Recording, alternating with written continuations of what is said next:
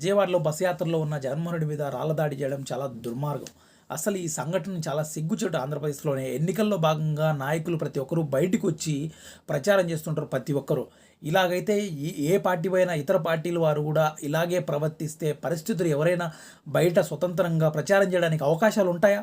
చాలా దుర్మార్గం. గతంలో కూడా జగన్మోహన్ రెడ్డి మీద ఒక దుర్మార్గంగా ఒక దాడి జరిగితే ఎయిర్‌పోర్ట్‌లో సైతం అక్కడ ఎయిర్‌పోర్ట్‌లో కూడా ఇంటర్నేషనల్ సెక్యూరిటీ ఉన్నప్పుడు కూడా ఆయన మీద కత్తితో దాడి జరిగితే దాన్ని కోడికత్తి, కోడికత్తి అంటూ అవహేళన చేశారు. సో, కాబట్టి ఈరోజు ప్రచారంలో భాగంగా ఉంటే ఆయన మీద రాయితో అంత బలంగా తగలడం జస్ట్ మిస్ కన్నుకు తగిలికుంటే కూడా కన్ను కూడా దెబ్బతినే పరిస్థితి. అసలు చాలా దుర్మార్గం ఇది. ఇలా కూడా వైఎస్ఆర్‌సీపీలో ఉంటున్న కేడర్ కావచ్చు, వైఎస్ఆర్‌సీపీ కార్యకర్తలు కావచ్చు మనస్తాపం చెంది ఒకవేళ వీళ్ళు కూడా ఇలాంటి దాడి పాల్పడితే కూడా ఆంధ్రప్రదేశ్ భవిష్యత్తు ఏమవుతుంది?